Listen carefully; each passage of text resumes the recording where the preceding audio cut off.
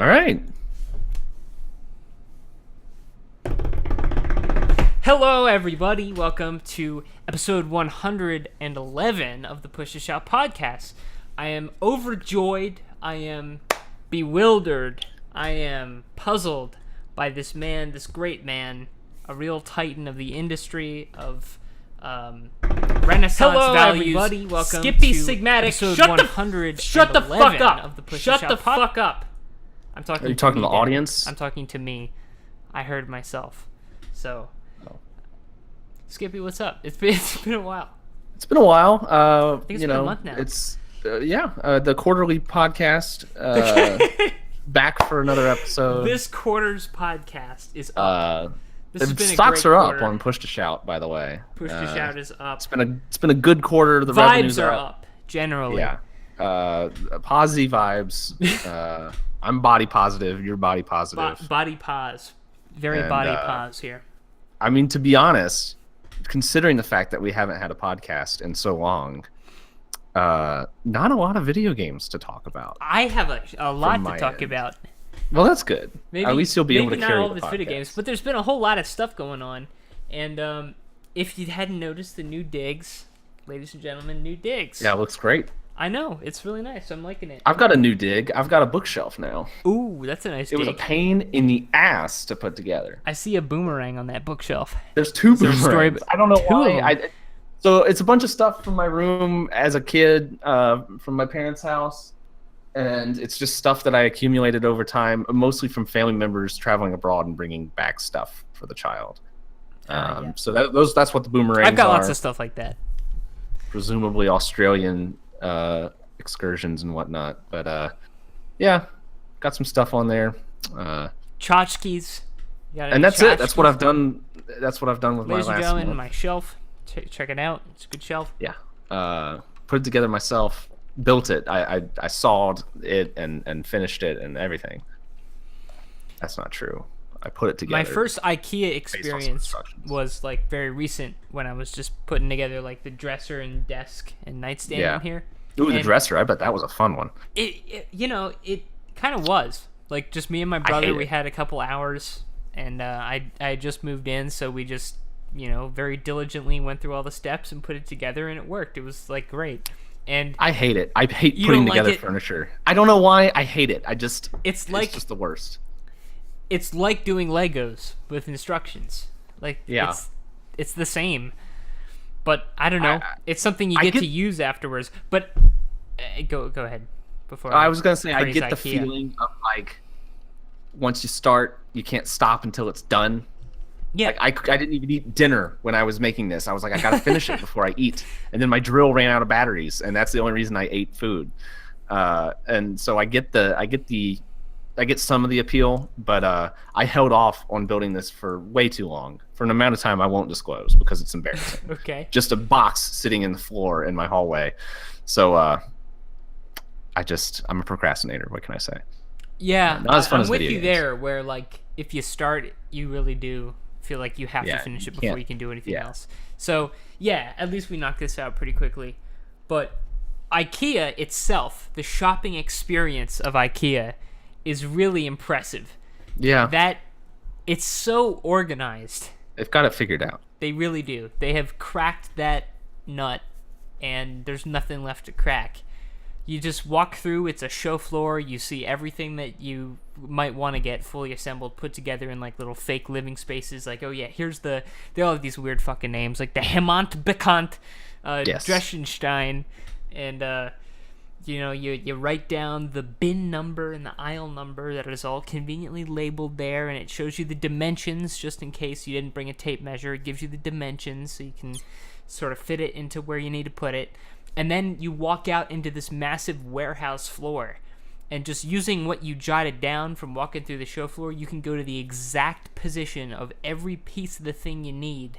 And that they really have got that down to a science. Like, You can visit IKEA spaces in virtual reality. oh, You can say, "Ooh, I can have a kitchen like this if I buy all of these IKEA pieces." It's really something. I can't wait for the whole store, and then you can order it all online. I can't wait till You we can just walk replace through and- VR with IKEA. Yeah, I mean, I think VR should be as close to the IKEA experience as possible. I want to walk through a virtual store, putting stuff into a virtual shopping cart, and then it appears at my door. Except for the fact that I'd have to put it together. Then I'd put it together in VR. Yeah, exactly. If Just they the added like simulation. effects and stuff, like you drill the thing in perfectly, and then like little confetti comes out or something like Little that. particle effects. That'd be pretty neat. Anyway, We have been playing some VR. yes, we have played a little bit of VR. By the way, it updated. Rec Room did. Yeah, I saw with the Cauldron quest, the There's quest for something the else. Crimson There's another Cauldron or impossible something. co-op. It's So I don't like it. I don't like it. You just die in one hit, and there's no It's reason rough. it should be that way. Like, just make it a little bit easier. Yeah, it's not like a super hardcore game anyway.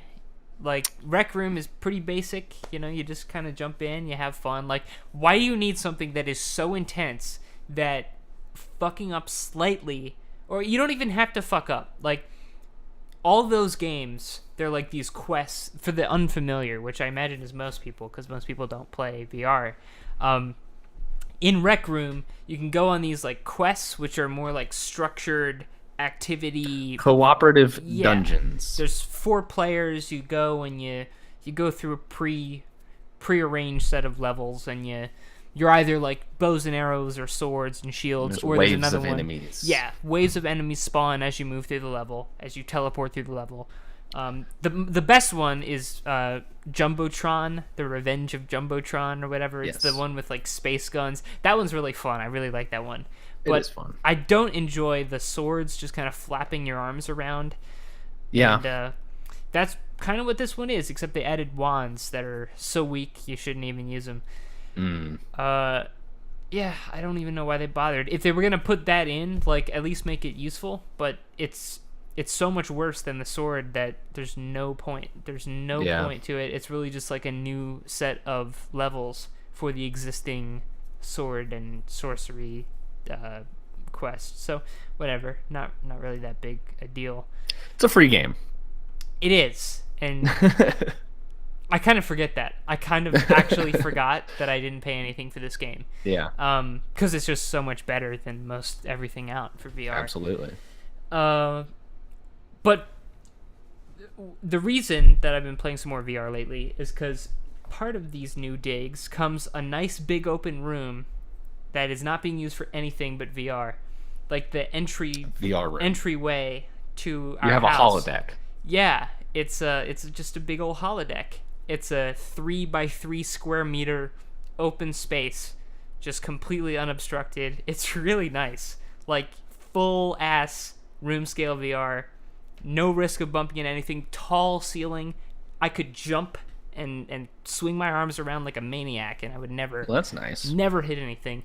Maybe I've a made my cat, VR because one of space my even roommates smaller. has cats, but I wouldn't mind too much. I've made my VR space smaller by adding a bookshelf to it, but Ooh. it gets the job done. The only worry When did about you put this that space together? really Like, is- did I hear you smack into that bookshelf? No. I put it together after we last played. But the only Okay. thing I'm worried about when I'm playing is the ceiling fan here, which you can easily reach up and smack it. Yeah. Especially if you want to throw a grenade over a wall or something like that. You got to be That's real what gets careful. you. That's what gets you. Yeah. Looking up, and you see that there's sky way out above Yeah. you. And it's like, yeah, I could totally just start swinging Yeah. haymakers right now, no problem. And then nope, you smash your ceiling. I remember the first like long experience I had with VR was at my friend's house, and they had it in a room that was a super low ceiling where you just kind of, if you're standing, you bend your elbows like that and you're already touching Yeah. the ceiling.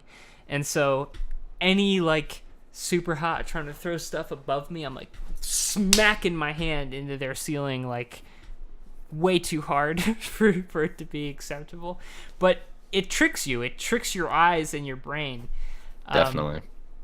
But yeah, it's nice to have all that space, and VR's pretty cool. I'll play Fallout 4 and Skyrim eventually, I guess. Whenever. Man, that Fallout 4 thing. I just hate everything about it, but it is cool You're to play a game especially- like that in VR, I'm sure. You're not too happy about the double charging that they're Double charging, just everything about it. Everything Okay. about there's more to it too, like the way that the mod support will be and stuff. It's just a Bethesda sucks. They suck, but it is neat to have something like that in VR because I don't think there's anything that even compares to that level of like I just want to freedom, I see guess. more like super well done AAA polished VR things. Yeah. And I think it would be super fun to shoot enemies in the head with Fallout guns.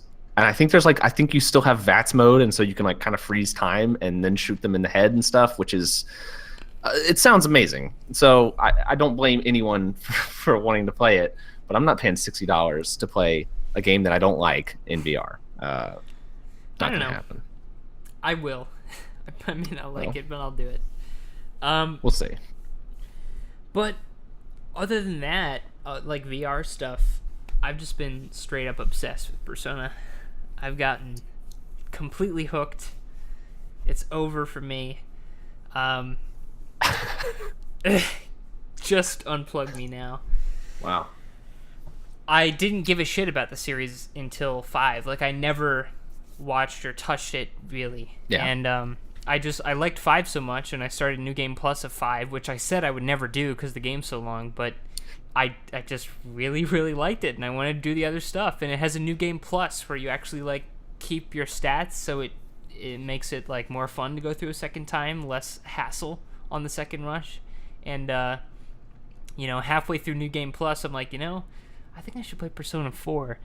Mm-hmm. But I know there's 2 versions of it. There's Golden and there's Persona 4. So what's the difference? Well, Persona 4 Golden has more content and different voice actors for 2 characters. So it's the definitive quote-unquote version of the game. So I fucking bought a Vita just for Persona 4 Golden. And I don't regret it. I really like the game. I really, really like it. It's a good game. I actually went back and I downloaded like the original Persona 4 ISO just to try it out, see what it's like. Yeah. And it maybe is just whatever you heard first. Almost definitely. I'm not totally sold on that. Like, I think the new Chie is just straight up better. See, I hear the new voices, and I they were actually replaced cringe because the actual voices, the first ones that they picked, were just bad and not good enough. I don't know what to say other than that Chie doesn't sound like a high school student, and Teddy is just more annoying. He's great. I like Teddy, but he's no Morgana, that's for sure. Morgana is a better sidekick character, for sure. That is true. But yeah, I'm gonna go play. I started up my file, but I haven't really gotten into it. I'm gonna play Persona 3 after I'm done with 4. I think I'm pretty close to the end of 4 now. 3 has the music, man. The music 3 is really nice. When you start a battle and it goes baby baby baby baby baby, I love it. I love it so much. I love the music just in the dorms. That is so definitely good. Yeah. The obnoxious, I knew completely you like out it, of especially place because rap. you like that. What's his name? New Jobs, New Jables. And it's a very similar kind of style to that. Yeah, it sort of is. Yeah, like the completely out of place, pitch down rapping, like some dancing. Move that body, move that part. Yeah. Make sure you don't hurt nobody. It digs into your brain. Yeah, and it's just playing like while people are talking. Yep. That's great. The stuff like that definitely has a different effect if English is not your first language. Are you playing the version of 3? I'm playing FES. I'm playing the best version. Allows you to control all the characters, right? No. Oh, okay. That is Persona 3 Portable, which I actually bought just, because at first I didn't really know, but now I sort of rationalize it in retrospect as like, oh, I'm supporting the devs. But no, I bought Persona 3 Portable for the Vita and haven't actually gotten around to playing it. That's the version where you can control people, but it like cuts out, as I understand it, it cuts out like walking around the town and completely. I don't think completely, but you like pick stuff from a menu instead, or Mm, as I yeah. understand it, it removes some of like the fun basic exploration, and there's an entire epilogue like DLC add-on sort of thing for Persona 3 FES that is like an epilogue to the story apparently, and that's Right. just not in Portable at all. Portable does that's have coming a back to me female now. main character, and the female main character story has an entirely different battle theme, which is also really really good. Really? Yeah, yeah. I knew it had the female character. I didn't know it had a whole new It battle. has That's a battle awesome. theme that's almost as good as Mass Destruction, or maybe just as good. I mean, Wow. he's been able, the composer has been able to do that with 4 also. Like Persona 4 Golden is kind of interesting because it has the battle theme from the original and then a brand new one just for Golden. I think the Golden one is probably better, but I still like the corny the reach out to the truth song. Yeah. That's like very It's your like you beauty kind of anime hate it at Japanese. first, and then of course, I didn't like all even the hate other it at songs, first. it digs into your It brain. was just a guilty and- pleasure from second Yeah. one. Like But it's still, of the three do do do latest do, do. personas, it's by far the worst, which isn't saying Yeah. a lot because it has such tough competition. But Yeah, right. 3 and like, 5 have fucking Persona 4 is ridiculously kind good of music. rockin' or J-pop, and Yeah. it's not as unique as like acid jazz of Persona 5 and like Yeah, crazy hip hop screaming. 4 has a style, but it just doesn't have the It's a style. It's a more toned down style. yeah. I'm glad you're into them. I figured really you am. would be. I really am. And Yeah. I've always sort of had a tolerance for the RPG combat. Like I played Ni no Kuni all the way through, which is a fucking nightmare Yeah. of menus and battle systems. Like what I came to appreciate about the Shin Megami Tensei Persona battle system is a few things. One, how clearly signposted every like materially important thing is. Like once you know, okay, Zayo is the prefix that tells me lightning, and then Dine is the step above it, and then whatever above that. Like Well, on and then top of that, it gives if you there's descriptions. right, it that gives you the spell it descriptions out. right there. But then there's like Mazio. I know that's going to affect all the enemies. If it's May whatever, like May Diorama, it's going to affect my party. If it's Ma something, it's going to affect all the enemies. And then just using the prefix, root word, suffix system, if you learn those, eventually you don't have to look at the descriptions. It's not like you're memorizing like Pokemon style what all the moves do.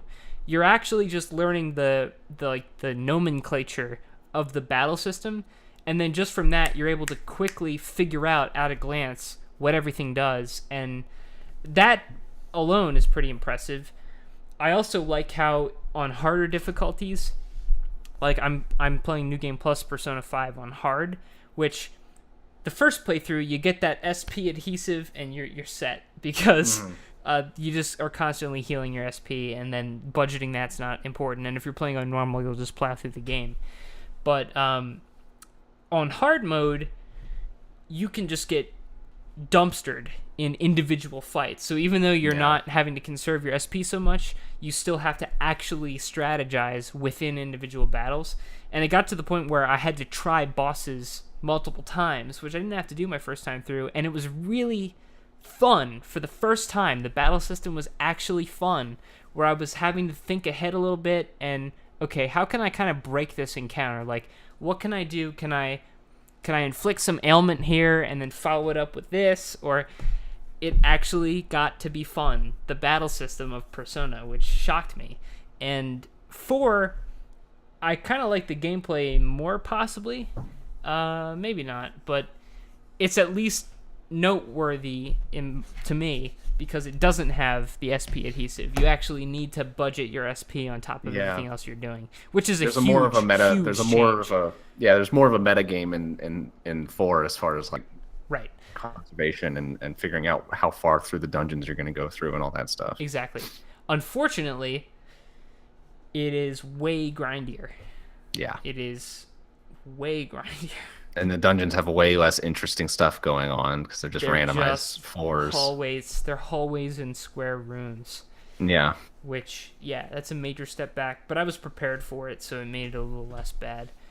Yeah. But And interestingly enough, since you're going backwards through the personas, I feel like the flaws of each one, in some ways, they're highlighted, as we said, with like, okay, the dungeons get less interesting and it gets more grindy. But in other ways, you've taught yourself knowledge. The Persona 5 is way better than 4, and which is also way better than 3 as far as like explaining things out, like you mentioned, with like, all right, this is a lightning that does so much damage and all that stuff. That stuff's very clearly explained out in 5 in every instance that you see those abilities. And if you go all the way back to 3, the only way that you can see the descriptions of the abilities is when your character has them and you're in the battle or whatever. Or like I guess you can go into the menu and find them. But when you're fusing personas and stuff, it'll just tell you the names of the abilities, and it won't give you descriptions. Yeah, and so if 3 is your first playthrough, then it becomes even more ridiculous. That would be confusing. But it'll be fine now that you know these suffixes and everything. Like you should have no problem basically knowing, okay, well that's an upgrade to this, and that's an upgrade to this, and all that. But boy, it's I imagine extremely difficult for someone going through their first time not having that ability. I think the portable one does add the ability to see that information, but not the original. Hopefully, I think FES has it. I think it does, because so. I thought it was telling me. Wait, FES is the one. It was like essentially the golden version that they released afterwards. I don't know. There's like 3 different versions, and I don't know. But the one that I played didn't. I've only probably got a third of the way, maybe even just a quarter of the way through that game before I just got tired of the combat and couldn't go on anymore.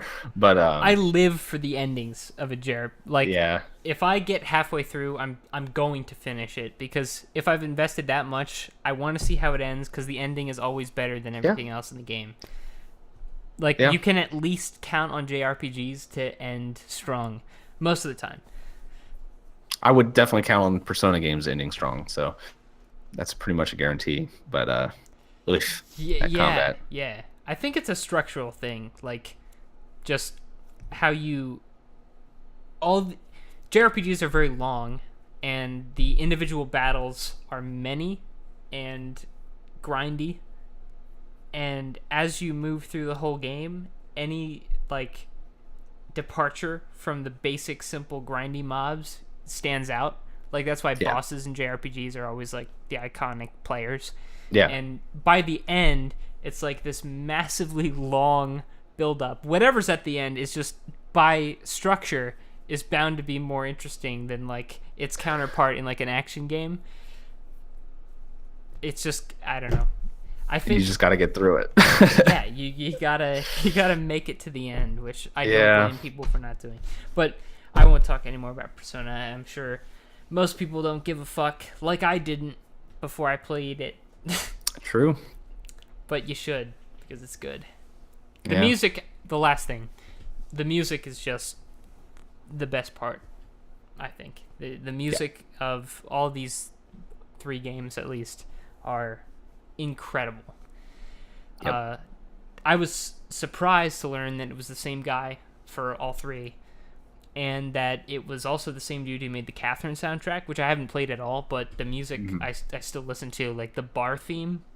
Yeah. I think it's called Thus Sprach Brooks. I know exactly what you're talking about, Yep. That is so good. And yeah, I can see now how it all sprung from the same dude, because that guy is talented. Shoji and he puts English lyrics in the music. He does all the time, and they can't speak English at all. Have you read the explanation for it? No. For why they do that? He says it's specifically so that people don't pay attention to the lyrics because it's a distraction. And so so we're playing and we know English, and so it is a distraction, but I love it. I love the fact that you like it is interesting for that reason. This half English, like just butchered nonsensical singing. It's Persona lovely. It's what sort of makes it, it's not total nonsense. It's not like gibberish, but it is like very Japanese. Like It's obviously I not written reach by out to the a native truth English and my speaker. heart. Yeah. Like but it's funny to actually try to pay Yeah. attention to what they're saying. 5 is less bad in that way, where the lyrics are really not so bad, and Yeah. There's still a the little English the English is also Yeah. way cleaned up in 5. There's Yeah. much less of an accent. 4 is egregious. 4, it's like just no, they'd never heard anyone speak English before, and they're just winging it. But 5, they managed to. She manages to sound black.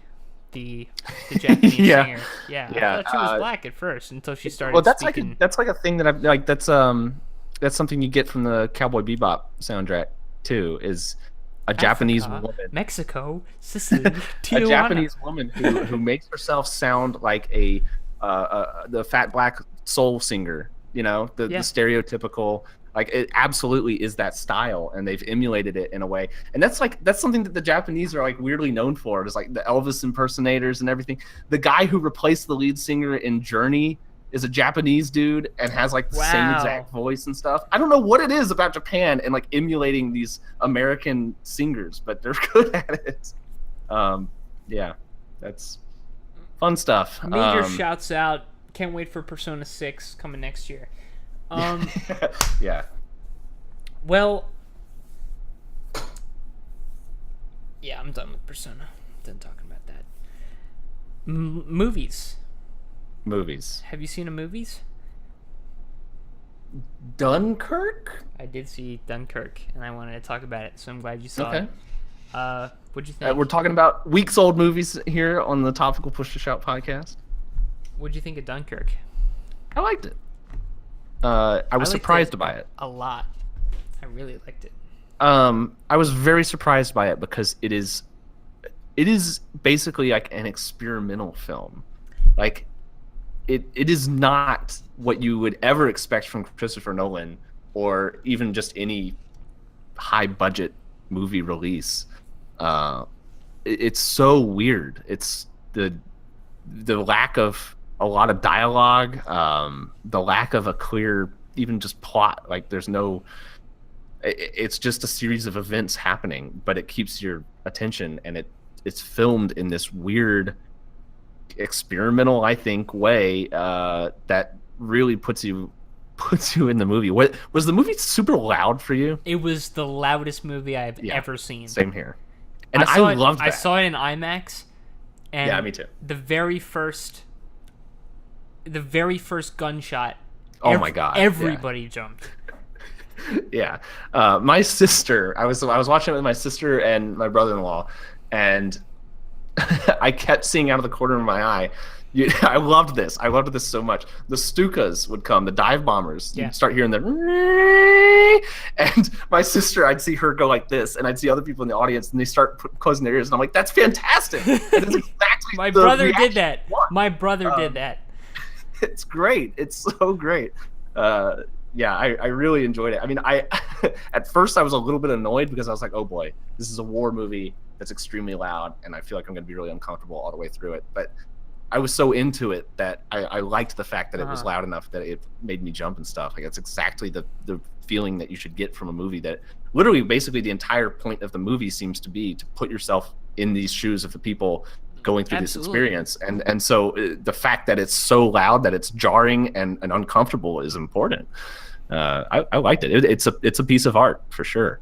Yeah, it's in terms of filmmaking, it's a huge movie. Like I wouldn't quite call it experimental, but it's like the largest scale war filmmaking you're really gonna see. I mean, there's Apocalypse Now, and Yeah. kind of this, in terms of like production, just actually putting those planes in the sky and filming from them, like while they're in the air, and putting the actors in the air to film, like Yeah. that's insane. Filling the sea with boats and filming the actual boats on the actual water, and you can tell when it's real, and it Definitely. honestly makes a huge difference to sell it. And Yeah. that's what the movie is all about, is selling being there. For all the scale of that filmmaking, it still keeps like the story is about the evacuation of Dunkirk, but there's like 3 story threads that are braided together, and those you stay pretty close to. There's like a group of, they're kids on the beach trying to leave, and they're younger than you and I. Definitely. And then you've got like the Navy trying to keep it all together, organize the operation. I guess that's sort of like a fragment of that beach story. Yeah, that's Then not one of you've the got- main stories, yeah, but yeah. But then you got the civilians sailing from England to pick people up, and then you've got Tom Hardy in the sky with the good old boys in the air. Spitfires. And in classic Christopher Nolan style, the stories are braided together and are operating on different timescales. So Yeah. you follow the soldiers, and it doesn't explain this to you. Well, it does. It tells you. I thought, yeah, It tells you I one never- week, 1 day, 1 hour. But it took me a little bit to be like, okay, oh yeah, now it's like night now. Yeah, but for me it now was it's- like yeah, for me it was like when it first popped up, the 1 week, 1 hour, 1 day, that stuff. I thought, okay, this is probably a countdown to something happening. That was my first assumption. yeah, right. And essentially not it is, quite. although it's not like a countdown to a big climax or anything. It's just saying like here's your time scale. Here's where it's Right. starting, and it's all going to end at the same time. But I guess it confused me in that I wasn't positive that that's what it was trying to get across to me until it went through it once and then started going again, and I was like, okay, yeah, that's definitely what's going on here. Exactly. And I at first I was like, is this just?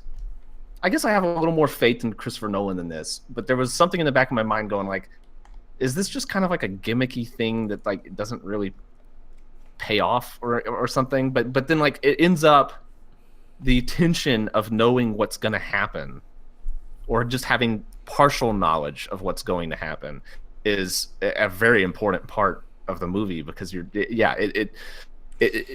not trying it supports to. the lack of a traditional plot for sure. It's a story we know the ending to, so Well, yeah. there's no room for a crazy twist. It's just the way that the braided story kind of like knots together at the end is really well done. But yeah, it's not really a movie that's all about the structure and the bigger picture narrative wise. It keeps you close to the people actually in those 3 like arms of that whole situation. There's some very clever stuff it pulls though. Like I liked how when Tom Hardy's wingman goes down and you see him waving, and so it's like, okay, good, he's okay.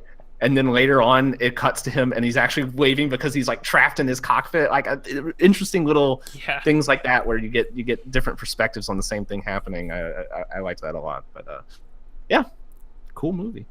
I thought it was really cool. I liked it a whole lot. Probably my favorite of his.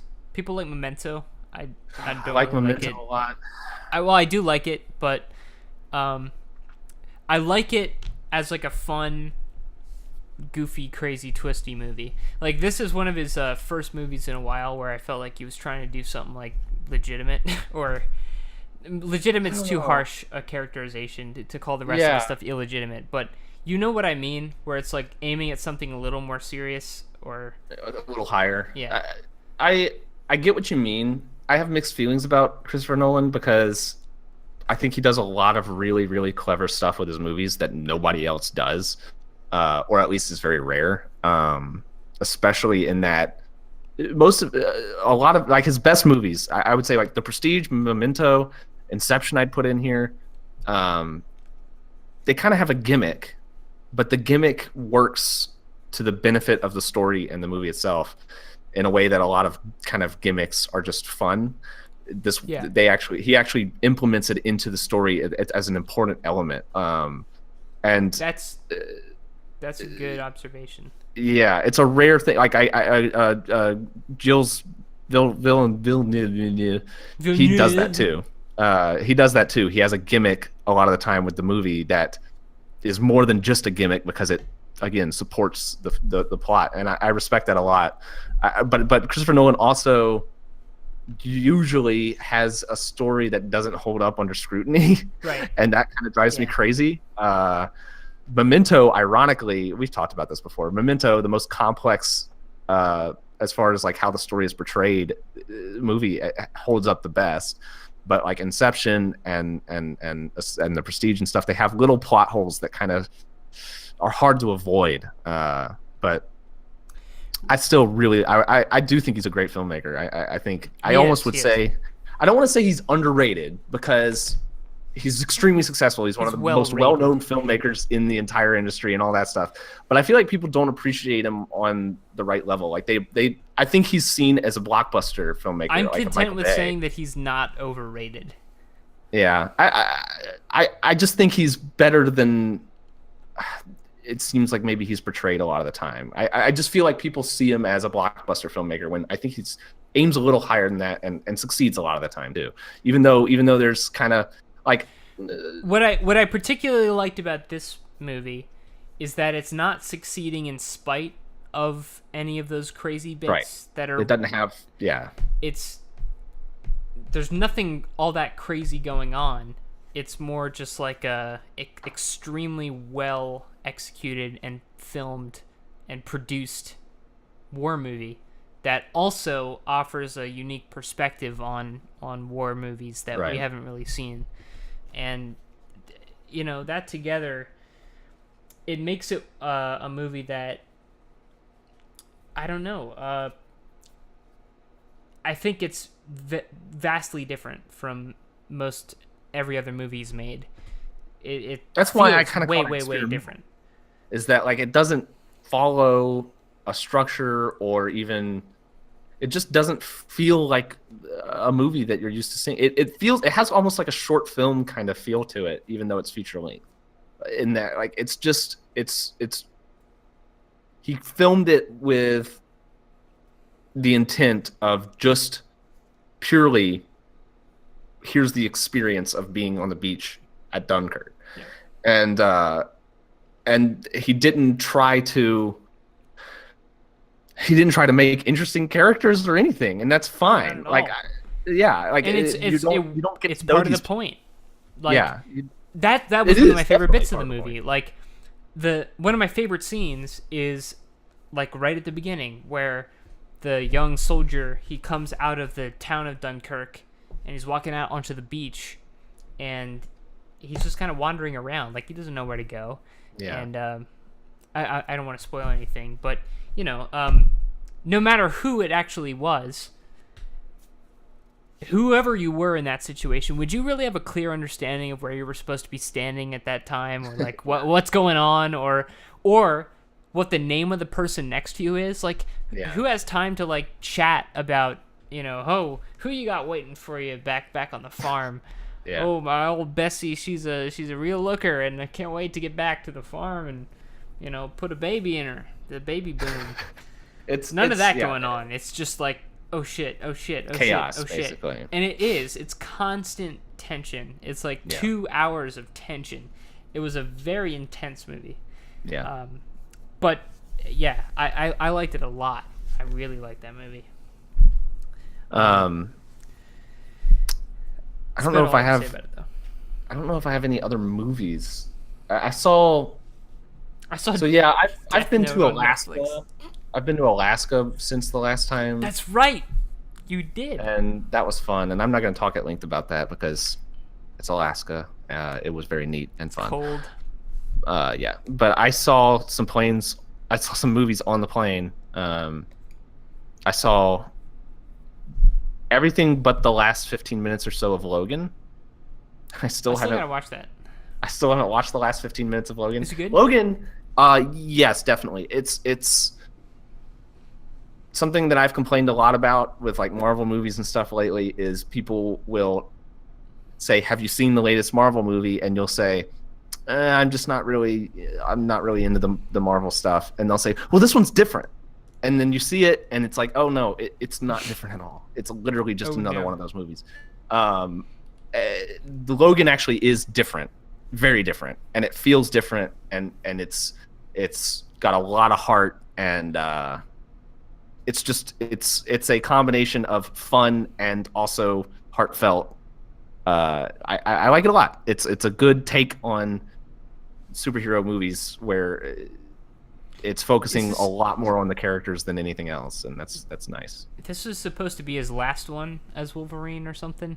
Was that? It's definitely the actor's last, Hugh Jackman's last Wolverine movie. I doubt it's the last Wolverine movie, but he's done a lot of them, and I think he's done with it. And I guess I haven't seen the ending, but I guess there's also a pretty definitive ending to his character. Yeah, but this is the same X-Men universe where they travel through time and yeah, and Wolverine's been around since at least World War II, so yeah, you could easily do. They will do more Wolverine stuff, but which I'm fine with, whatever. But yeah, I think it's Hugh Jackman's last. But yeah, it seems really good. I'm looking forward to seeing the last 15 minutes of that movie. That's the curse of watching movies on a plane. Yeah, you well, it was fall really asleep bad too. or you land. Yeah, they had the little computers in the back of the seat in front of you, and they were all like crashing and stuff, and like they were running Linux, and they had the little Linux penguin, and it was running code and stuff. A disaster of a flight. But I saw that, and I saw Rogue One, a Star Wars movie. I think people shit on that movie too much. I did not like it, and I actually agree with the shitting on for the most part. I didn't hate it. I mean, it's just really, really it feels so uninspired and so pointless, and so I'm not going to remember anything about that movie in a year. Like I don't know any of the character names. I don't care what any of the characters' names are. I just don't care about it. Like it's just the least inspired movie I could think of. I kind of hated it. I don't think it's a terrible movie, but I kind of hated it. Just ugh. Well, when I think about like Force Awakens or something, the images that come to mind, and I think that the visuals that you immediately recall when you think of a movie kind of indicate the sort of impression that it was capable of leaving. When I think of Force Awakens, what comes to mind is like Tatooine, even though it wasn't Tatooine, it was Jim Jumbo something. Whatever. And there was a Tatooine town, and then there was a Death Star, and I'm thinking everything that's coming to mind is stuff that I've seen before. And Rogue One is not a great movie, but there are at least like these. I remember them being on the beach while the thing blows up. I remember the thing blowing up over in the distance. I remember the Death Star on the horizon, which was very cool. Very cool shot. Visually, it's great. It's shot well, and it's a visually impressive, memorable movie.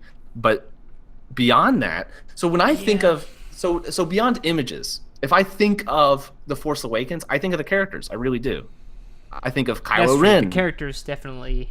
Yeah, I think of these people, or at least substantial in Force Awakens. Yeah, and even though I have problems with a lot of the characters and a lot of the writing in that movie and just the concept of that movie in general being just Episode 4 again, I genuinely liked the characters, and I came out of that movie kind of like, yeah, that was fun. Rogue One, first of all, the emotional reaction you have when that movie ends is like, God, ugh. Like it's just a depressing ending on the CGI Leia was. Well, that was stupid. But beyond that, everyone dies, which I guess you knew what was going to happen anyway. But like everyone dies, and that is just, ugh. And I kept imagining kids watching the movie and hating it because all the people die. I don't care about what kids think. I know, but like it's just bizarre, and then like I don't know. It's a war movie in a way that Star Wars, ironically, even though the name is Star Wars, usually aren't. Like, especially that final battle thing was like war movie shit. Well, all the battle scenes are like people sacrificing themselves and shell shock and they even have like Vietnam style helmets on the rebels and stuff. I don't know if you noticed that, but like Yeah. they had like cards in the thing and stuff, and it was like, this is weird. Like it's a little too serious for me, and like I don't know. I hate to be someone who says like, well, you can't try something different with Star Wars because that's not Star Wars. I hate to be that way because it's a spinoff. I do admire that they go for something different, and I don't mind that they're trying something serious, even though historically I have not liked serious takes on the Star Wars universe. I at least admire them for trying, but it just fell on its face to me, and God, and none of the characters were likable. I hated the main character, whatever her name is. I just thought that she was kind of just not. There was nothing likable about her. She was sulking and kind of mean, and just not, there was nothing to her. And then the cool rogue character, the Han Solo type guy, was at first I kind of liked him, but then I was like, God, this guy's kind of just an asshole, and I don't know. He redeems himself. Star Wars is like a big pipe of shit connected directly to your mouth, and it just diarrheas constantly into your soul. And like, at least this diarrhea tastes a little different. Like, none of this shit is good. It's all fucking retarded. Yeah, it's been retarded since the original trilogy. There's not been a single good piece of Star Wars fucking anything since another major issue that I have with it is that, okay, it's different.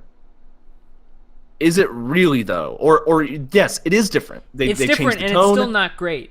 It's got different characters, but constantly through the film, they're like, remember this, remember this, remember this. Yeah.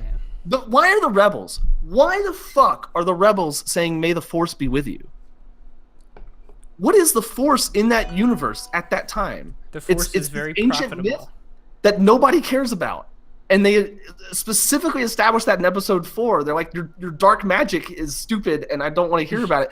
And like the rebels are suddenly like, "May the Force be with you." Why? There's no Jedi. Like Princess Leia, it doesn't know anything about the Force. Luke Skywalker's completely unrelated to the rebels. Because I bet that was like an accident. I think that as they were writing the movie, I don't think it occurred to them that like... I don't think it did either, and that's part of what I hate about it. Because I think that the people who actually put the movie together just grew up with Star Wars, and they're like, okay, yeah, Force. This way, the Force be with you. That's a thing that people say in Star Wars. The good guys say, "May the Force be with you." Therefore, they have to say it in this movie, and it's like, why? And sure, that's very dumb, but it is. The fucking characters from the cantina. I can't bring myself to get upset about it. Like, none of this bothers me, and it's not all that good anyway. So, I had fun. I watched the movie. I had some fun watching it. There were some images that stuck out to me. 5, 6 out of 10. Force Awakens. I had fun. I don't really care about the stuff that was stupid and that they're ruining Star Wars or anything like that. But Rogue One, I came away from like with a bad taste in my mouth. Like really? I came away from it like I didn't have fun watching that movie. It was actually just a series of really either. I don't even want to call them depressing because I feel like that's too much emotion to put on my response to that movie. Like, it's not an emotional movie. I wasn't sad that anyone died. I was just sitting there like, oh my God, they're just killing all these people, and it's stupid, and I don't like it. Is part of that well, I don't know. I didn't know the story of how they got the plans for the Death Star, and until people started talking about oh, everybody dies in the movie. I didn't expect everyone to die in the movie. I didn't know that. I wouldn't have known that. I wouldn't have known that. Everybody spoiled it, and then spoiled it. Yeah. So, like, I don't know. That doesn't strike me as being all that dumb. I just don't. It's like, yeah, fucking Red Letter Media told everybody that everybody dies. Like, movie blows. I don't know. I don't. It's not. It's not a great movie, and it's barely even good, but it's competent, and there's some fun stuff in it, and I think the criticism is misguided. Label. I don't know that it deserves competence, given the writing. I don't. Okay. When you don't care about any of the characters, any of them, and they Did they you not care constantly about do stuff any that of just them? no, not any of them. The one that I cared about the most was the droid because he was the comic relief and genuinely made me chuckle a couple The times. droid was fun. I liked the monk guy.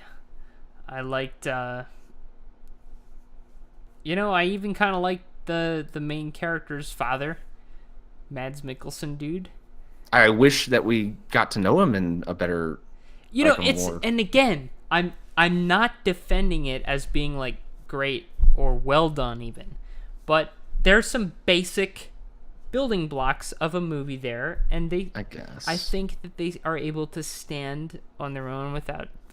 I don't want to Tilting go into effort. detail with it because I think that we're probably just treading over ground Yeah. that everyone's heard over before. But I have serious issues with the main plot of her and her father. I think that could have been done differently and been really good and interesting and a real good plot. And I think it was done in a way that What just I'll give you was right really out stale. is that the core of the movie, emotionally, plot wise, is lacking. Like I think there's it, not but I much think of a they have central important conflict. they have a seed there though, if in her relationship with her father, but they don't. They don't finish It's that just a thread. seed, and yeah, and but also I also have an issue with the fact that the entire point of the movie is to resolve a plot that didn't need to be resolved, which is that how did they get the plans to the Death Star, and then they actually came up with a new plot point that I actually would liked when it wasn't explained, because now that it's explained, it kind of like goes, ugh.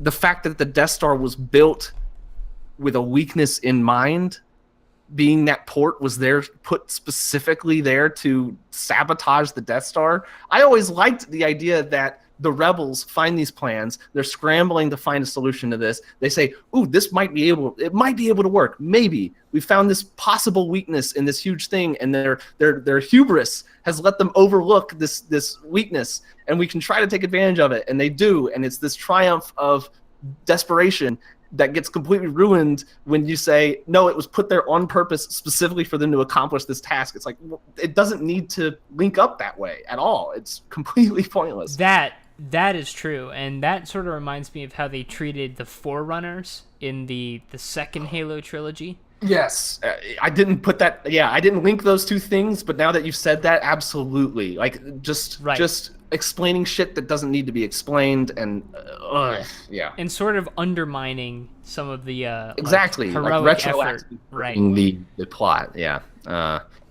Anyway, enough about Star Wars. I played a game called Off, where I'm playing it now. Don't know if it's Off? Yeah, Off. Okay. It's an RPG Maker game, and very short. It's an indie game released in like 2002 or 3 or something. It was French and then translated to English, and it's very cool. Super low budget, super simple, but it's got a really unique art style, and the soundtrack specifically is extremely out there. Like, very weird, especially for a game released around that time. It uses lots of real-world samples. The battle theme is probably the most famous theme of the game. If you search for like Pepper Steak, Off Pepper Steak, that's Okay. the main battle theme, and it's very good. It's a very good little ditty. Never heard of it. It's extremely strange, and I'm still playing it right now. It's not like surreal, like just random shit happening all the time, but it's just very kind of unsettling how it's put together, and I'm liking it. So I recommend playing Off. If you like Lisa, you'd probably enjoy that. I don't think you ever played Lisa though, did you? I played a couple hours of it. I never played long enough to like get into it. Yeah, need to. is not like this is not what will break you into the Earthboundy RPG style Yeah. of game, but if you enjoy that kind of thing, I definitely recommend this. All right. Destiny 2. Did you know that you can play Destiny 2 for free right now? Yeah. Yeah. And I saw that news and I said, oh, I don't care about that at all. I downloaded it and was just playing it for a little bit, and very early impressions. This is like less than an hour of gameplay, maybe an hour or around that time. It being on PC makes a huge difference. Yeah. For one, I was really surprised when I heard that it was coming through BattleNet, like right there with Overwatch. There's Yeah. Destiny 2 right there. But then I'm like, oh yeah, Activision Blizzard is one company. They own it. There you go. And yeah, the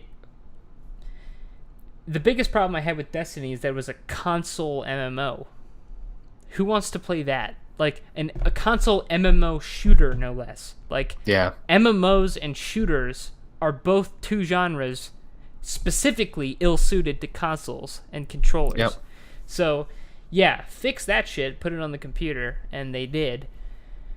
Just playing like a couple games with some people in a lobby that I like actually know instead of randoms, that was like massive. I've had more fun in just like this hour than I really ever had playing Destiny 1. Destiny 1 was kind of cool. Yeah, you like liked it at around the first. big areas. Yeah, but there was like no gameplay substance. Right. And the long-term appeal is supposed to be going on raids and gathering loot and all that. Yeah. But if you actually know the people that you're playing with or partying with, then that's a different ballgame altogether. Yeah. I don't see any reason that I would want to like seek out PSN friends and plug my headset into my PlayStation controller and add people on PSN. Like that makes me sick, like physically ill to think about it. God, All like right. listen, you think about it for a little bit. Imagine logging into your Xbox 360 right now and putting in your headset and then adding a friend and then starting a party voice chat with them. And Yeah. then nobody does that anymore. I know people who do that, but But nobody. it is a life. They're It not is a real. life. It is a life that is not mine, and I can't imagine having it in my life. Right, right. And so. even more basic, I can't imagine playing a multiplayer game day after day if it's not on PC. Like I can't even imagine playing a shooter with. a controller. A controller. I mean So- that alone is massive. Yeah. But it's not like a Counter-Strike style shooter where it's like headshot you're dead. It's more of a, the gameplay does suit the MMO angle where Right. you're wearing down shields, your headshots do more damage, but you're still shooting for a while, and even multiplayer reminds me more of like Halo, obviously, where it's not like you just shoot somebody once and they drop. Like you have to lay a Wear 'em down. magazine into them and A long time maybe to melee kill. attack on top of that. Yeah, time to kill. That's the phrase I was looking for. Yep. And that it's a different kind of shooter than Counter-Strike, which is the stuff that I normally used to play. It's not super class-based or gimmicky like Overwatch. The closest comparison is an obvious one. It's a lot like Halo. Yeah. Sort of multiplayer It game. just seems, and I doubt you can get any impression with how much you've played, but it seems like they've continued the tradition that Destiny 1 started of extremely shallow and dull and kind of lacking in content. That's kind of the impression that I get. I don't know if they Destiny they 1 made a big deal out of launching with like 4 planets or something. Whoa. But Destiny I remember the 1. I remember the E3 announcement. It seemed like there was not. They were bragging about how many planets they had, and it was like, oh, that's not many at all. That's a tiny amount of content. I think they might have scaled back some of the rhetoric after their 10-year plan, $500 million overhyping that the first one definitely suffered from. Yeah. Because even if you liked it, it was not what people expected or wanted. Right.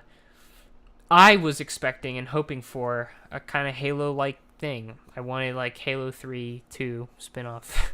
I Right. wanted that level of world building. Like I wanted the stuff that you could find in the terminals of Halo 3. I wanted that level of Yeah. world construction to Me to too. really be what the whole game was about. And you got the Traveler, and there's a darkness coming in, and I don't know what these Guardians are all about. It sounded and who's the cool. And it really was just all about how it sounded. Like there was no substance Yeah. behind any of those proper nouns that it loved to just assault you with every 3 seconds. And so far, like part of what you play in the beta is like the first story mission. You have to do that, or it's like the tutorial area, something early on. It like picks up right after the cutscene that they showed in the trailer. So I assume it's early in the game, and it's a much more traditional section of gameplay. Like it is Call of Duty. You are running around. You're It's shooting. like set pieces. Yeah, it feels like that. Like you're running through these hallways of enemies, and then after you get to the end, there's like a comrade opening the door for you. It's like, hold on, we gotta get to shelter, and he opens the door, and you can't go through the door until his animation is done opening the door. And then it really did feel like Call of Duty 4, like wait for the thing to happen until you walk through the door. So I think they should just stop trying. Just don't even bother with this story thing. Like, you fucked that up. There's no. I mean, that's the impression that I've kind of got from it, is that they kind of have stopped trying, and that they've embraced the fact that it's this big, stupid, massive multiplayer thing, and it seems like they've added a lot more humor into the game and just self. I haven't found humor yet. Where So the trailers had humor. the trailers that I thought did was have humor. obnoxious, They had epic but, comedy. They yeah. had all kinds of bits and bobs. But Yeah. I didn't encounter any of that. I just found like a Call of Duty intro, and then it was like, pick what multiplayer stuff you want to play, and that is still cool. There's a place called The Farm, which I think they like carved out a area on Earth where they could settle or something. I don't know. I don't even care about the story at this point. Mm-hmm. But you're just kind of running around in a big open area, and instead of like a futuristic city where you can't really do anything, it's literally just a farm, like a barnyard, with fences and a barn and a chicken coop, and there's like a grassy field where there's a soccer ball, and you just kind of mess around. I don't know, whatever, I guess.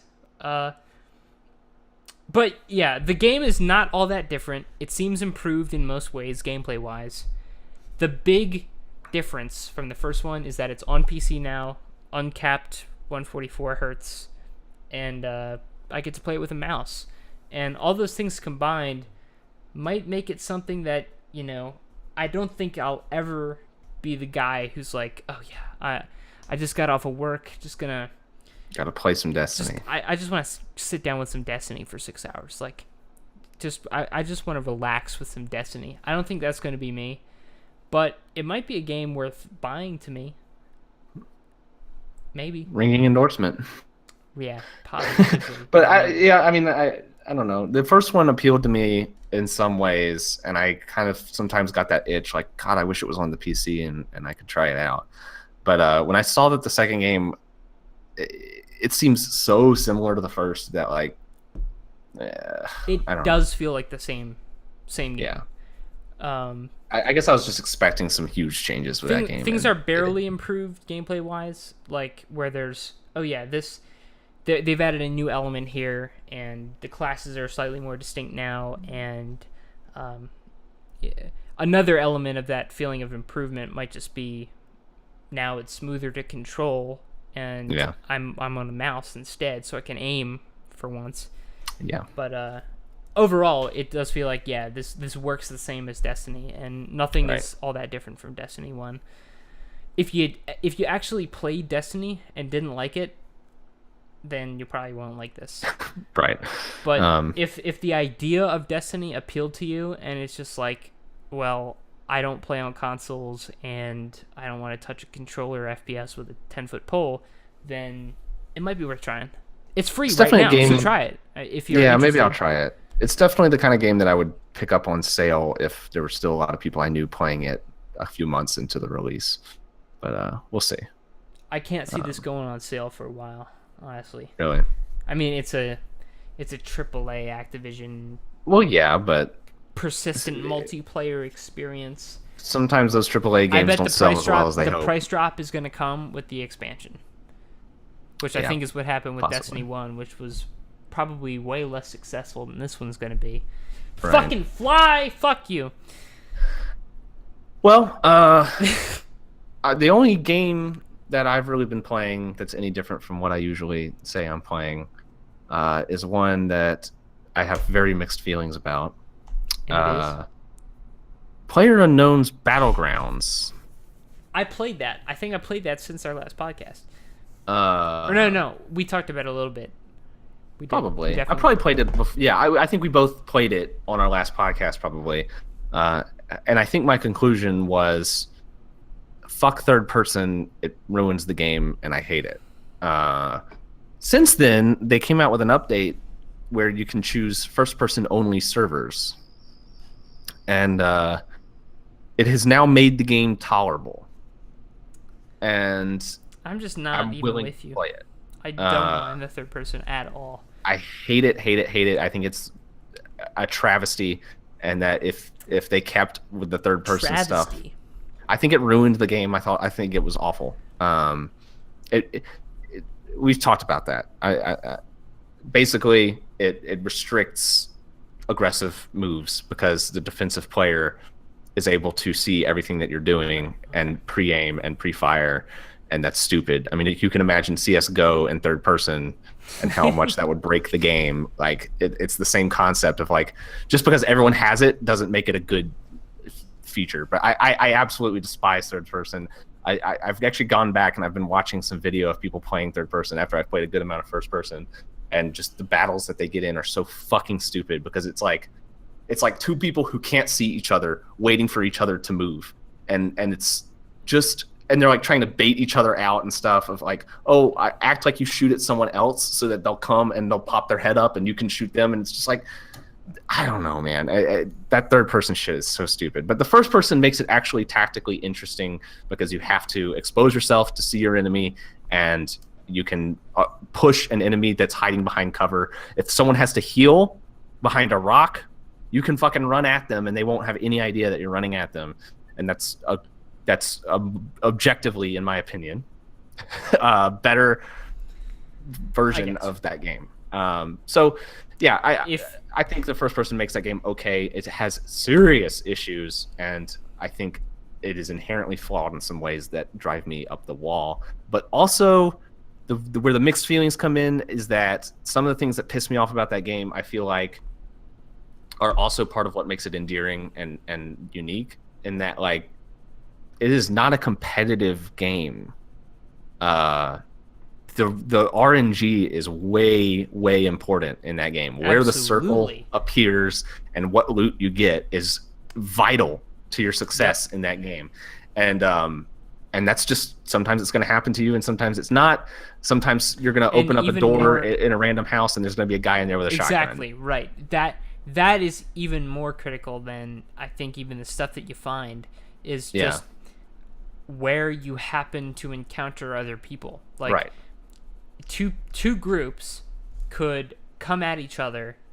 One could be coming over the top of the hill, the other could be climbing it, and just with the high ground, they have that much of an advantage and just wipe everybody out in the other group. And, you know, if you die, you just leave immediately because you're done. It's like, okay, I'm dead, I'm out, I get to leave. Accepting your death is part of the genius of that game's design, and what's made it, I think, so successful is that there's no CS:GO style, oh yeah, I'm losing, I'm in it for 45 minutes still. That is not an element in PlayerUnknown.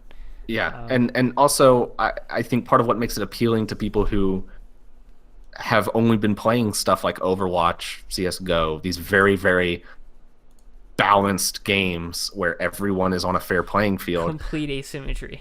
I think people didn't realize that there was a part of them that wanted some chaos, that wanted just some kind of complete randomness in their gameplay, and part of what makes it fun is when you have an advantage over someone, it's fun. It's fun when someone comes running through a door, they have no idea you're in there, and you have a shotgun and you blow them away. That's an entertaining thing. But then when it happens to you, it's not so much fun. But you know, that's the way the game has to be. If everyone started with a shotgun and had wall hacks and could see where you were or something like that, then it wouldn't be any fun. It would be stupid. It would just become a Call of Duty shooter. So, yeah. There was a game of that I played where I was completely alone. I think I pressed F too early or something and got separated from the rest of my group. And I wound up alone in a house with no items. And I heard some activity outside, so I just stayed holed up in a tiny room. And halfway across the map, my entire team dies. So it's just me alone in this house. And I wait in this attic area for like 20 minutes. I have no weapons or anything at all. And I just wait 20 minutes, and eventually somebody walks in and kills me. But it's when there's like 20 people left, and I've just been sitting there like crouched in the corner. And people get pissed off that they call it camping as if it's something like awful that people do that is ruining the game. But like, I like the fact that there's these cheesy ways that you can survive, and maybe they're boring, but like whatever. If you find them boring, you don't have to do them. And if someone else is doing them, then kill them. But yeah, I like the fact that like people can just hide in a fucking shed all game and then die, or maybe succeed. And they tried to do an esports tournament thing last weekend, and it really highlighted that cheesy aspect of the game that makes it totally uncompetitive. Where like, what they did was they had multiple games, and they kind of added up the sum of your ranks as far as like how far you got before you died. And so really winning was important, but really important is surviving as long as possible. Right. And so what people would do is they would stay outside the circle and find healing items and constantly heal themselves up until it was like 10 people left. Fucking gross. And it was this stupid thing that just was not entertaining at all. But it's not a fucking esport, and they're trying to make it an esport, and that it's never going to be a competitive game. It doesn't need to be an esport to be wildly popular. Esports seem to be on the decline anyway. Yeah. I don't know if they're on the decline, decline, that much.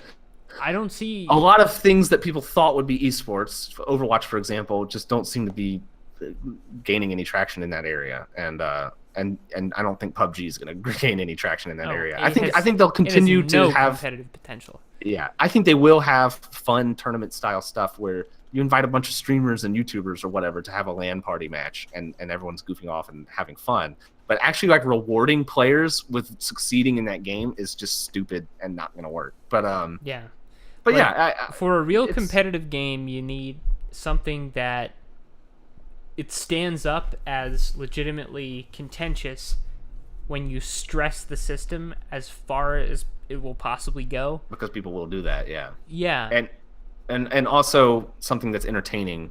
And PUBG, the first 30 minutes are not very entertaining. It's a bunch of people trying to survive as long as possible, so they're just looting. And that's part of my problem with the game too, is that I don't like that aspect of it. The looting is not fun at all.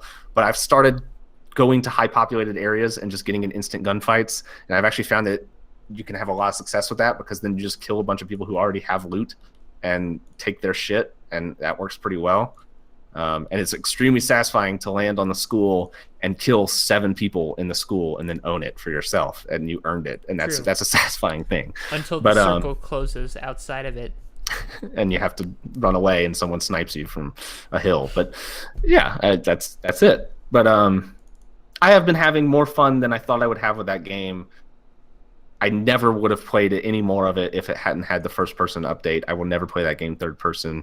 I will never play a game like it in third person. I think it ruins it. But really, the first person mode makes it okay. And I've been having fun with it. And there's even like, even dying sometimes, I've had a lot of fun. I got fucking murdered by a guy in a hockey mask with a machete in a house. I knew he was there. I heard his footsteps. I ran upstairs to find him, and he was hiding around a corner, and I ran past the corner, and he fucking macheted me in the head and killed me instantly, and it was terrifying, and I loved it. It's a fun game.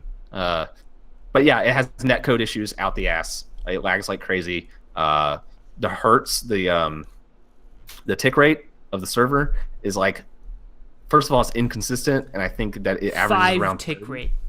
I think it averages around 30, which is not great for a shooter. A whopping tick rate of 5. Yeah, no. I don't think that would be playable, but it feels that way sometimes, though. It does, and it's very frustrating, and especially like when there's still 100 people left, like at the very beginning when you're in these gunfights, like at the start, it can be really laggy and crazy, and if your computer isn't good, your computer will also struggle because it's a very unoptimized game. It has issues. It has a lot of issues, but whatever. Lay Just playing it for shrug. fun, I guess. Lay sigh. But they've got like millions What are and you gonna millions do? of dollars, and I don't think they're going to necessarily fix those issues because everyone's already bought the game in early access anyway. So I can't believe it's Why early would they? access. Just don't even. It's a game. It's a. yeah, game. but it's a game with actual problems though. Like an issue that they've had since the beginning is that seemingly at random, you parachute down and none of the buildings load, and then you can drive cars through the buildings and run people over. And That's then like great.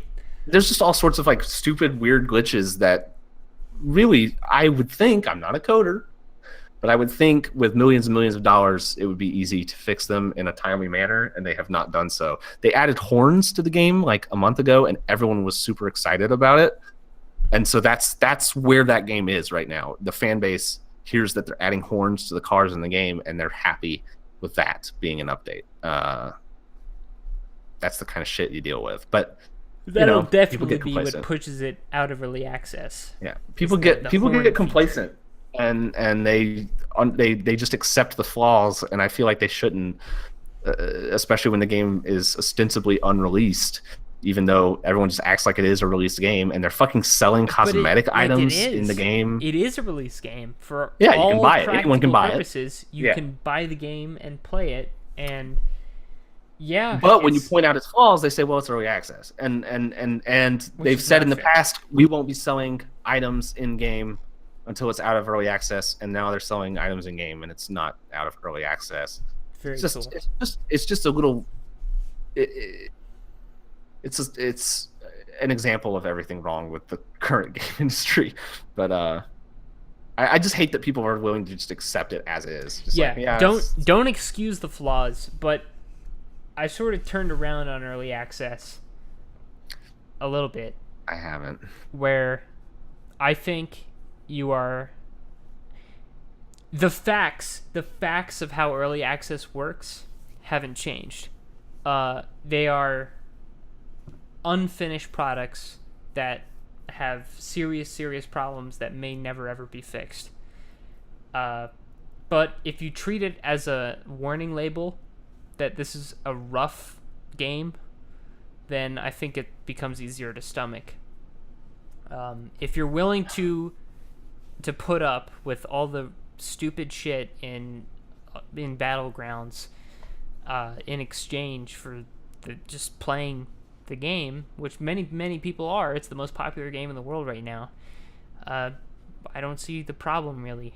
I don't see that much of a problem of them, because honestly, they couldn't have put out a polished product in the time window that they did, and I don't know. don't know. I mean, I have no idea if they could have or not. But because part of the criticism of early access is like, well, we should expect developers to release polished, finished products if they expect us to pay for them, and factually that is not like accurately representing well, what my- people are willing to pay for.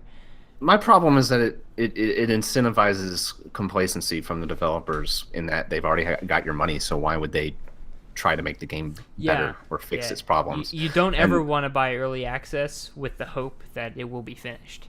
Yeah, Ever. exactly. You have to buy it with the assumption that that is the game that you're getting. Period. And Yeah, I guess if I accepted that with Battlegrounds. I had a bunch of friends playing it that wanted to play with me, and I was like, well, that sounds like it might be fun, and so I got it.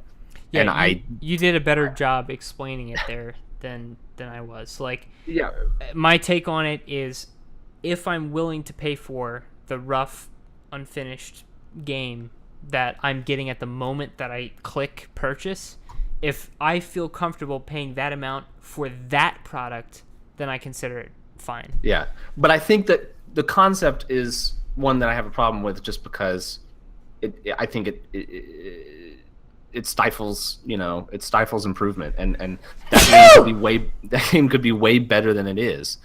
Battlefield has 64 players on the server and a tick rate of like 100 or something like that. It feels good, it plays well, it doesn't lag. There's no reason that PUBG adds 20 players, 40 players, and can't achieve at least a similar level of a lag-free experience. And I don't expect it to get much better. They're using Amazon servers. It's not like they're having to like. I'd be talking out my ass if I acted like I knew anything about servers and shit. But like, I just wish that game was better. And if it had come out with a free beta or something like that, and people were actually testing it, and they said, all right, let's put out a game that is very polished before we release it, that'd be awesome. But whatever, you don't live in a perfect world, so I guess who cares. But I wish it was better. I wish it was more polished. And in some ways I'm being kind of hypocritical saying that, because the whole reason that it exists is because previous games in that genre have come out in early access and not improved, and the fan base has turned on them. And this game came out as a direct response to the fan base turning against those games. And it came out and said, we're a better version of those games.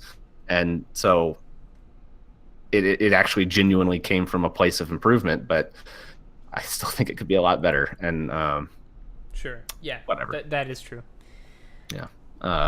But it is fun. I'll continue playing it because I do have fun with it. I think it's a piece of shit. Well, I think it that's sucks. your opinion. All right. Wow. Jeez. Honestly, I actually haven't played all that much since like the first couple games that I played. I recommend playing a little more of it. I think I've had my fill. I don't really care. Yeah, I there's something very satisfying about being dropped on this island and trying to kill everyone else on it. That's cool to me. But I don't know. It's one of those one more round games. You it's appreciate like, well, I'll play one more. You appreciate tactical shooters in a way that I don't think I ever did. Yeah, true. And that's part of what I like about it, is that the previous games in the genre were much more arcadey. This one's still way more arcadey. I've got a serious problem with the way that you can move in this game in a way that makes it extremely hard to hit you. Yeah. If you watch people playing it, Weird they'll be looting and they'll be sitting there like yeah. running around in a circle because you can't snipe them in the head if they're doing that. And it's like, it's really stupid looking, and I feel like it should punish you for moving, but it doesn't, and I don't think it will, because now that people are used to it, you can't possibly change it. So yeah, that kind of sucks. But once you accept the game's flaws as they are, right? But yeah, we could play that together maybe, unless you really are just done with it. No, I would play it again. But just as far as popping it on, try the first person shit. Yeah. Like as far as just playing myself, I don't think I would. I've played very little by myself. I still have some amount of fun with it because, again, you land in a high populated area and just it kicks off instantly. But if you try to like actually play it in a way that will, when I went into that game, I thought the appeal of it would be, okay, I'll act like if I was actually in this situation, what would I do? To survive as long as possible, And so I'm extremely careful. I'm avoiding people. I'm trying to stay hidden. And that isn't very much fun for very long.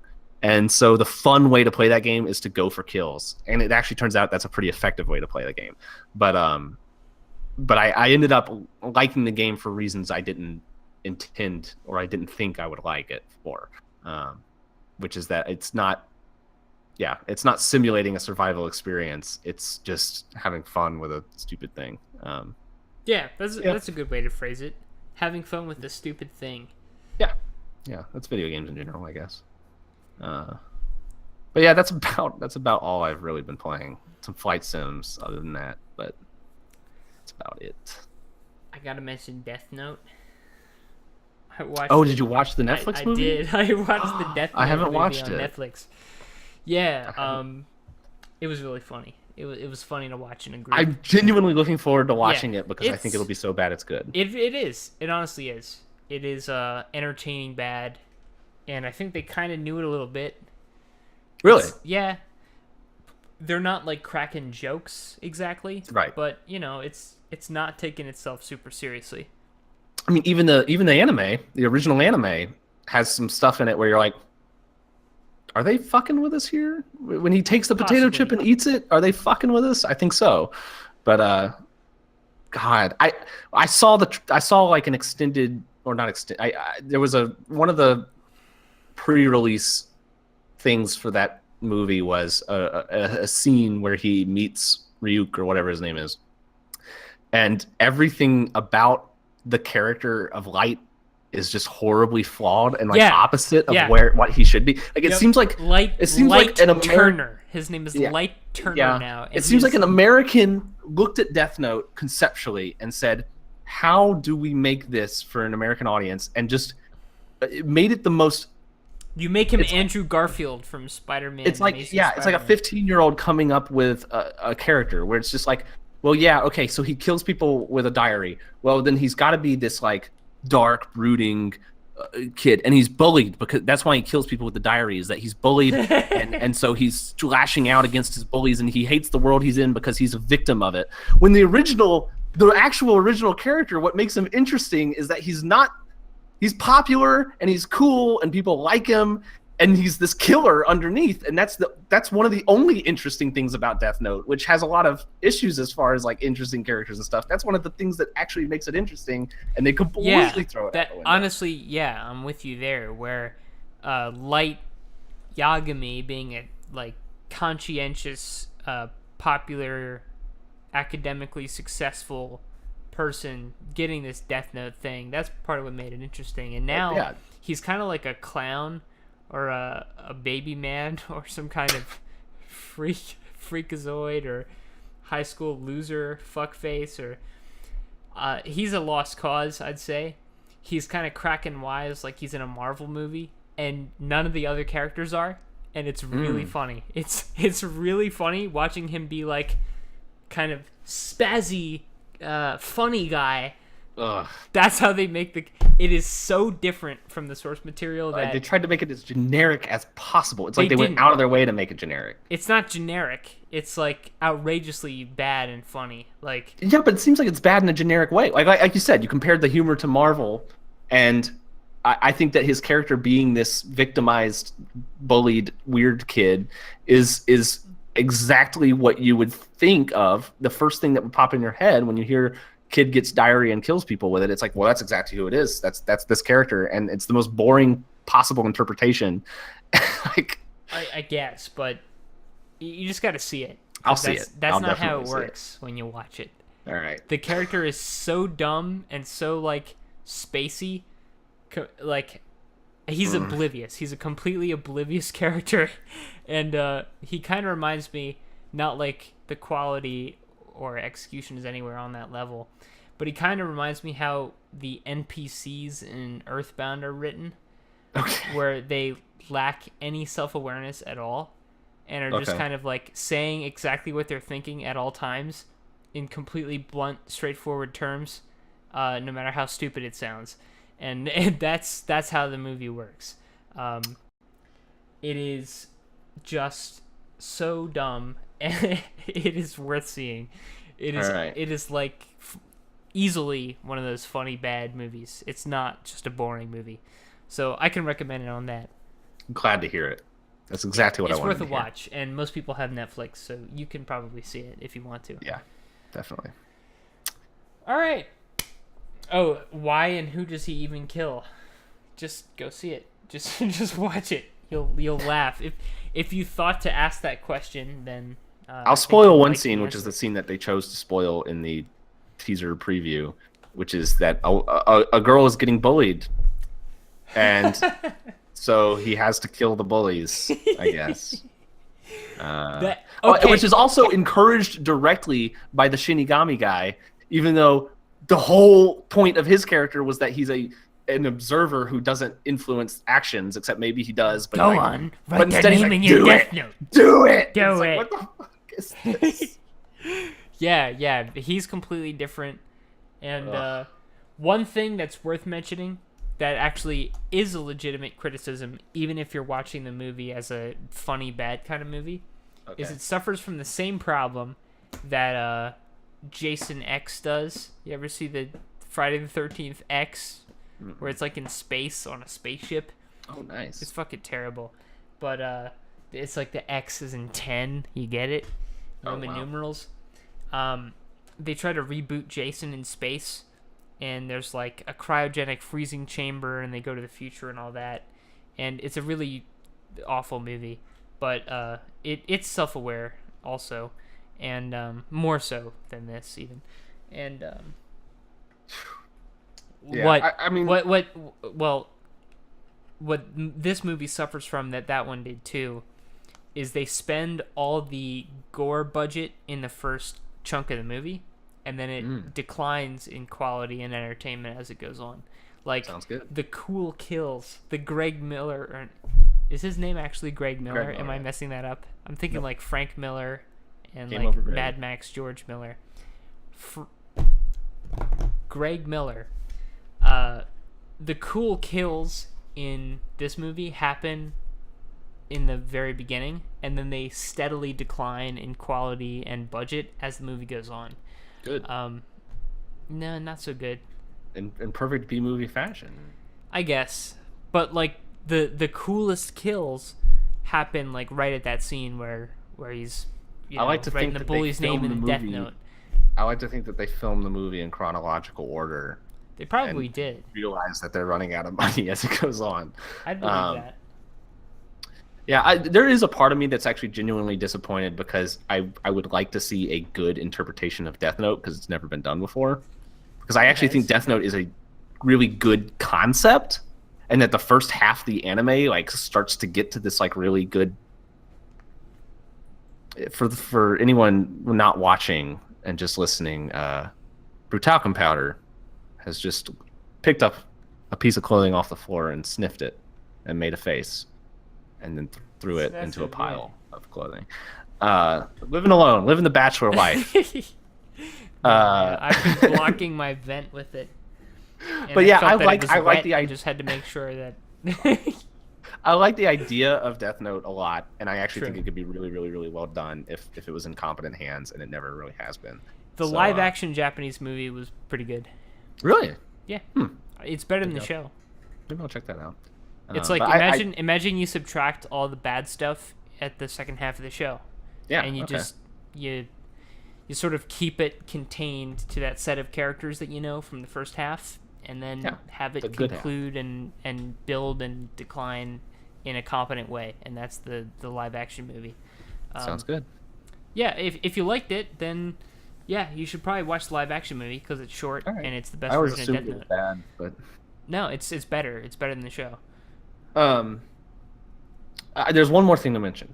Gaming news. Gamer news. What? Did is you in the gaming see? news? Did you see the blog post by the former Valve writer? Yes. Yes, I did. Mark Laidlaw's thinly veiled Half-Life 3 expose. Yes. Wow. So that's it. That's the. I mean, I guess there's. I'm glad he posted it. Yeah. I It know sounds how like it ends now. I'm happy. Sounds like it would have been a nice little episode 3 if it had come out, 2 years after episode 2. It would have been a satisfying ending to the trilogy there and set it up for Half-Life that's 3. another thing. It really does feel like they had the ideas, or he did, Yeah. and And it sounds like they didn't had need to started be- making it Yeah, because there's some details that he puts in there where it's like, okay, this is actually like clearly there's some design to video game elements in this like stuff. like the but- Borealis and how it becomes physical. How you and- get there and all that yeah, stuff. Like, it's exactly. like they've completely laid out Right. this path that the player takes. You can tell it was sort of, there were chunks where there was like broad summary, Yeah. and you could kind of in your mind fill the gameplay in there. right. And I agree with you that it would have been very satisfying if it came out like 2 or 3 years after episode 2, because It would have been honestly- really disappointing if it came out now. right, like it feels like a direct. That story did not seem like Half-Life 3. That seemed like Absolutely Half-Life not, 2 no. episode 3. Yeah. That's what that was. Yeah. And that would have been great. I don't really mind though, because gameplay wise, Half-Life has. It was huge with Half-Life 1. That was like a major Well, yeah. breakthrough, first-person shooter wise, on period. And then Half-Life 2 also was very innovative, and that there was no possible edge Half-Life 3 could have had that set No. it as that next level kind of experience. Episode 2 already started to feel a little bit like, okay, this isn't like the Half-Life 2 gameplay isn't really doing much for me here. I think that's part of why people were excited for Half-Life 3 though. If because there was this gap, And right? they may still. After episode 2. And so the idea that I think people have in their minds is that Half-Life 3 would be this huge reinvention of the Half-Life concept on a whole new engine, kind of new gameplay and stuff. Just a big step forward rather than a little step that is what Half-Life 2 episode 3 would have been. And maybe they could still come out with Half-Life 3. Or maybe that is why episode 3 died. There will be some future Half-Life thing. The series is too valuable a property for it to never ever be I do think it's again. insane that they own the Half-Life name and they're not doing anything with it, but it is Valve. Someone eventually will. Yeah. But God, what do you think of the ending? I was kind of, at first I was like, oh my God, they ended on a cliffhanger, on like a cliffhanger that's the exact same cliffhanger that they use in the other games. But then with the idea that this would just be episode 3 coming out a couple of years after episode 2, that ending would be totally fine back then. It's just that when you kick off Half-Life 3 with Alex Vance, that would have been how it would work. Yeah, we've had this 10-year gap of Half-Life being this legendary thing that you kind of hype it up in your head as something, and then for me the cliffhanger ending was kind of a surprise, even though really it wouldn't have been a surprise at that point. Yeah. And the fact that I guess they would plan on continuing the story with Alex Vance, I mean, whatever. I don't know. Gordon Freeman. Right, you don't need to see the next chapter there, and as weirdly iconic as Gordon Freeman is, he's not he's nothing. You don't need him for Half-Life at all. No. It's just not a necessary element. But by the ending, and I guess what you're talking about here really is the ending. But what specifically I wanted to ask you about, get your take on, was the what they see when they go through the portal and come to the Combine Homeworld. Yeah, what is it? Just an overwhelming yeah, force and where they had developed a Dyson sphere that surrounds a star and captures literally all of its energy and converts it into usable. Like, they're so far beyond, to the point where, like, the crazy mysterious Combine advisors from the Half-Life 2 games actually are just like the grunts of the Combine, whatever hellish organization they have. And, that's kind of the impression that I've always gotten about the Combine, though, I guess right? they always seem like way huger than anything, but Yeah. there were always like implied limitations of like, oh yeah, they don't know how to use portals or something themselves, or maybe they're like a dumb parasitic species that sort of just takes over hosts. And there was the implied like they have to relay through Zen or something. Like, there was always the hope that, oh yeah, they face these limitations and maybe we can edge it out. Yeah. But that ending piece of that blog post, where it really frames the Combine as like, yeah, it's a 10 trillion billion to 1 odds. Yeah. Like, there is no hope. I mean, it's actually a similar ending to Half-Life 1, in that in Half-Life 1 the ending is you see the Combine, or not Combine, whatever they are, the Zen army, like this huge army being mobilized, and the implied ending of Half-Life 1 is what happens in Half-Life 2, is that they're just going to take over. And Half-Life 2, the whole concept is like this idea of hope, of rebellion against an overwhelming force. But to me, at least, it always felt like, okay, even if you succeed in whatever you're doing, it's not the end of the war, right? Like, it's just a battle. And I mean, it all about? It's all about decay and the basic symbol. Yeah. The idea of Half-Life. It's about the rate at which something falls to zero. I would like it if they got really dark with it. That would be really cool. That seemed to be it. Like, that image was pretty good in my It was eyes. surprisingly bleak and yeah, dark. But It almost seems like something that would have been changed by committee at some point if it actually became a real game. And that's one of the things I appreciate. I don't think Valve's It's the one of the kind things to, I appreciated with the Mark Laidlaw going on Twitter and sort of explaining some of it afterwards. Oh, I didn't see that. Yeah, they were really good tweets. Like the first thing that he said was that like, I forget the exact quote. The exact quote was really good. He said something like, the diagram is not the map or something, or the sketch is not the picture. Mm-hmm. Basically, because he's written scenarios for video games before that have become real video games, and I'm sure they ended up vastly different from the original sketch of the story that he wrote. And he said that, like, as anything becomes real, it changes wildly. So Sure. that, like, yeah, I doubt that Half-Life 3 would have actually turned out this way if it became a real game. That I think the story would have been substantially different in some ways.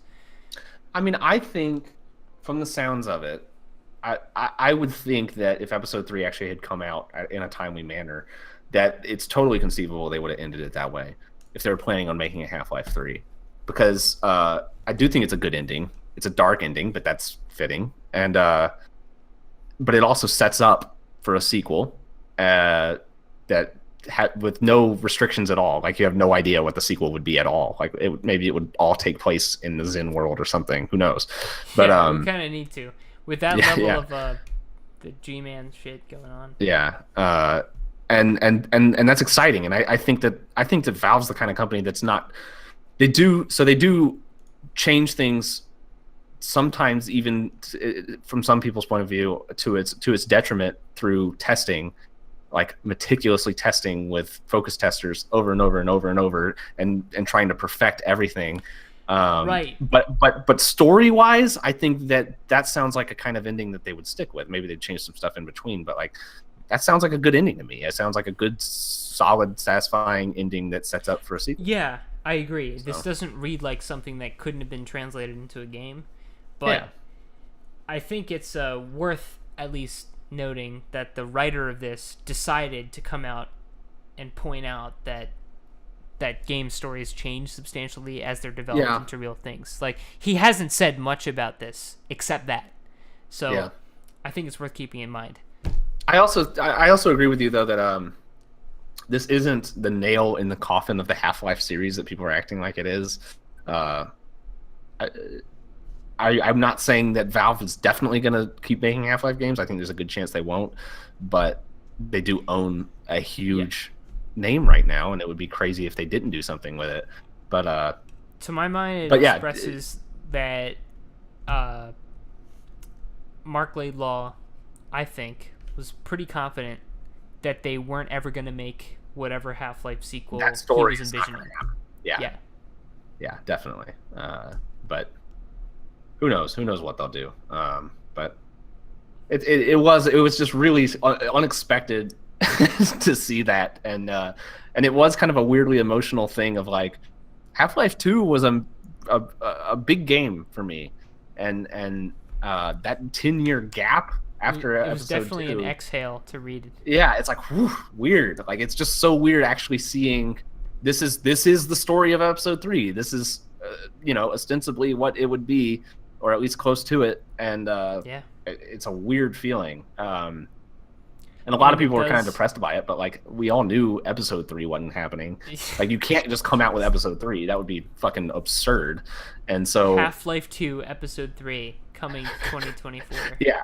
And whatever they did would have to be a leap forward instead of a step forward. So seeing this story laid out is not really disappointing to me or anything like that. But it makes me think that what they did was they started to develop it, and they realized that the development was going very slow because Valve probably has projects spread out all over the place. Too. I mean, it was they were definitely working on it, but they were probably working on it before they released episode 2, and that they realized that it would take long enough to come out that they probably felt like the audience would not be interested or as interested in a Half-Life 2 sequel because I don't think episode 2 people like episode 1. No. Episode 2 Fuck no. I didn't I- love episode 1 I even. thought but, episode but 1 was boring as fuck, and I loved episode 2. really? Yeah. For me it was I kind can't of like stand episode 1. for me it was kind of like each release was just kind of like, okay, it's more Half-Life 2, but like surprisingly unclimactic, like not really a I big thought deal. episode 2 was the only one that lived up to the rest of the series.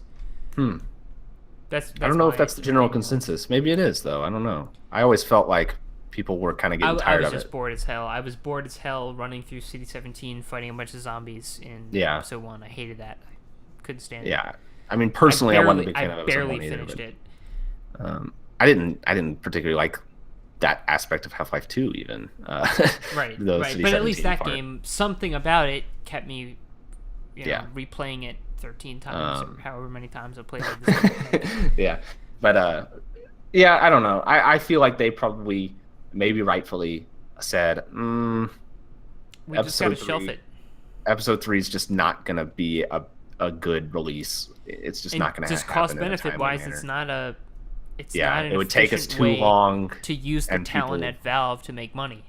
Yeah, and if we spend 3 or more years developing a relatively small sequel that ends this game, people are going to be kind of disappointed. And yeah, they probably just felt like, yeah, just shelf it for now.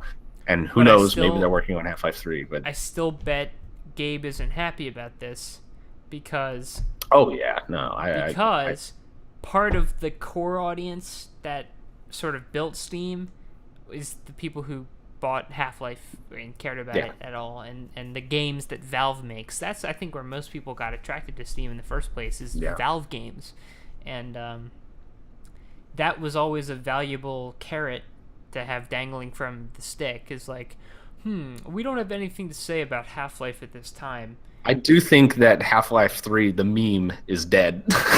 Like people I'm just glad. aren't really going to talk I'm about glad it. for Like, that. Well, sure, but like I don't think he's gonna even get asked about it so much anymore. I'm Yeah. sure he will, but it's because not of gonna this be- specifically. But Yeah, right. It's not gonna be like, so when's it you coming got, out? You got anything to say about Half-Life 3? When can we expect Half-Life? No, it's gonna be yeah. So can you tell us any more about what happened or something? Yeah. why did it die? Why did Half-Life Yeah. 3 piss out into a Yeah. vapor stream?